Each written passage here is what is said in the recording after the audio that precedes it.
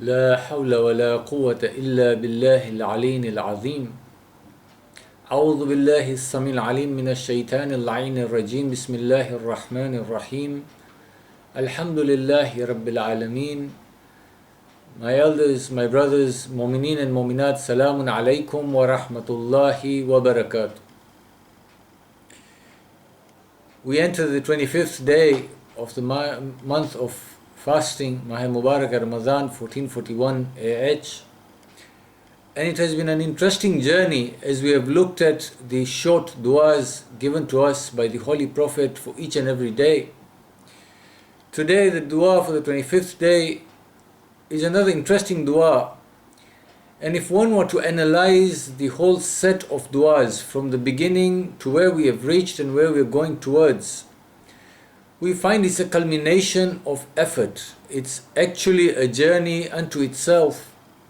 That you began the journey by seeking forgiveness and self-purification and assistance in bettering those acts that bring you closer to Allah subhanahu wa ta'ala.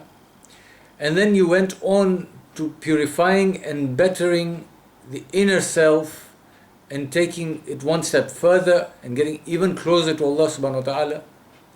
And the dua for today is another interesting dua which begins with Bismillahir Rahmanir Rahim. Allahumma aj'alni fihi muhibban li awliyaika.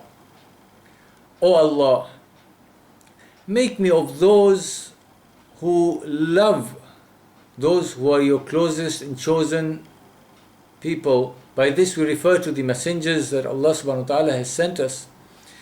And here we are asking the love, the proximity, the mannerisms to be infatuated, for want of a better word, with those who are close to Allah subhanahu wa ta'ala.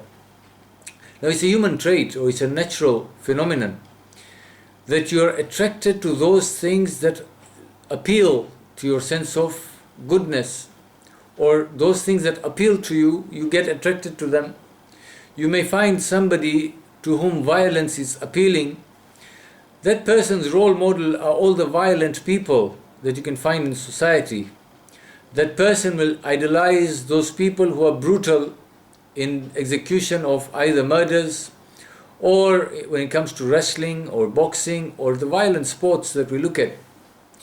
And there are those to whom goodness appeals, gentleness appeals, kindness appeals, and they tend to drift towards or move towards those things or those people who exhibit goodness.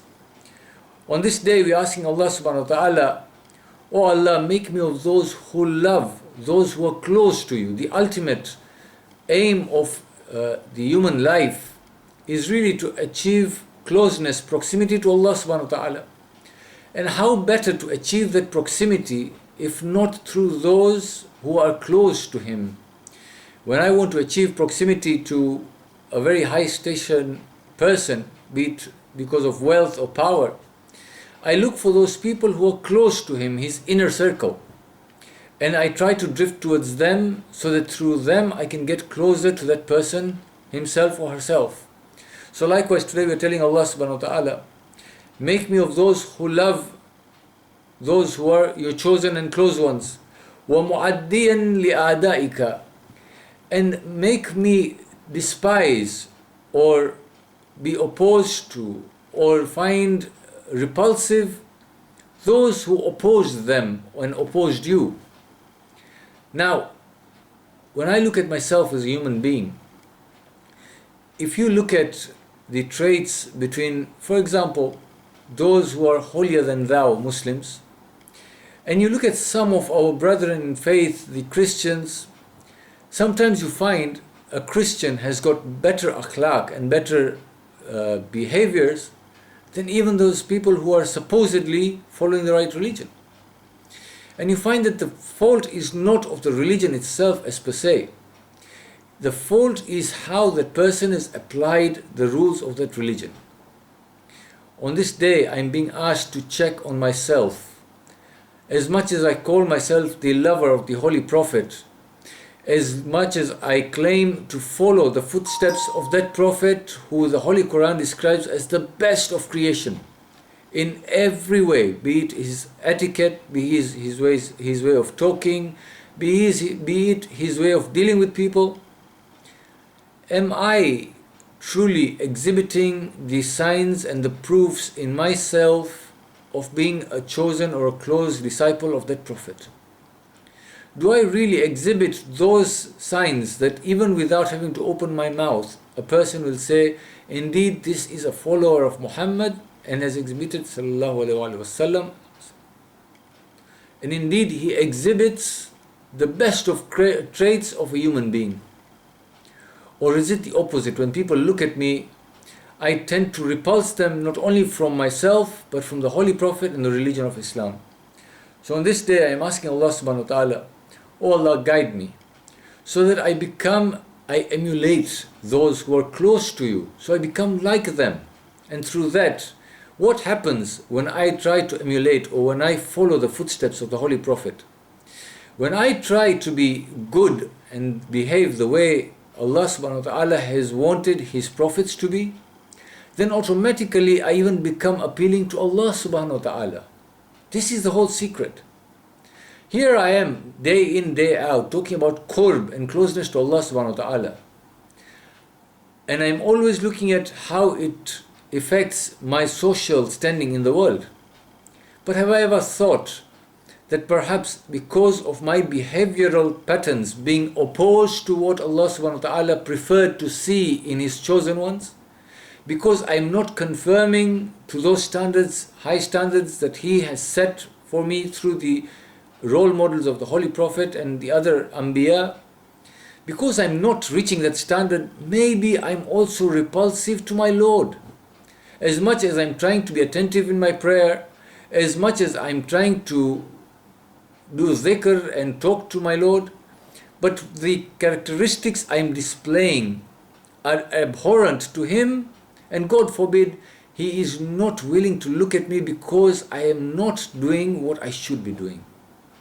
When I become a follower of the Holy Prophet in the true sense, and when I despise those things that he despised and stayed away from, and I stay away from them, then automatically I make myself zina, the beauty, the adornment, a role model, somebody who is a copy of him whom the Lord loves.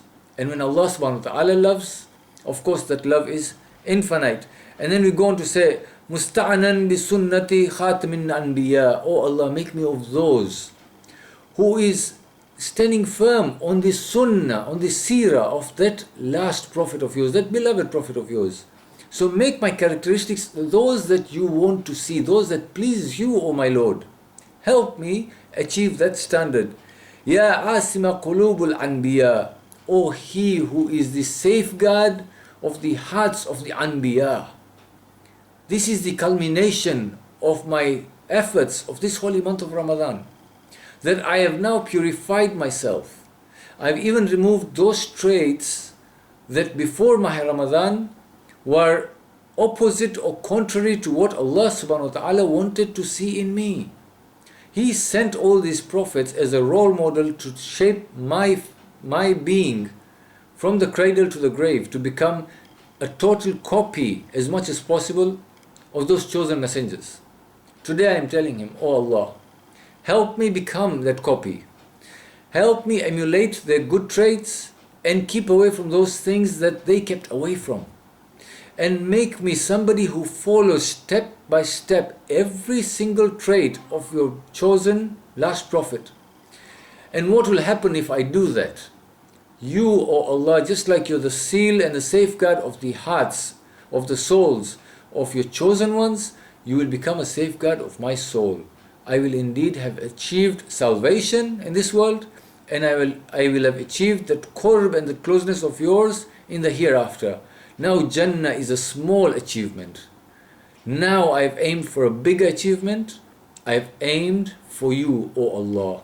Inshallah, with these few words, we will look at our characteristics on this day, and we will look at how we can totally change ourselves to emulate the Holy Prophet, inshallah. Wa akhiru da'wana anil hamdulillahi rabbil alameen. Surah Mubarakatil Fatiha.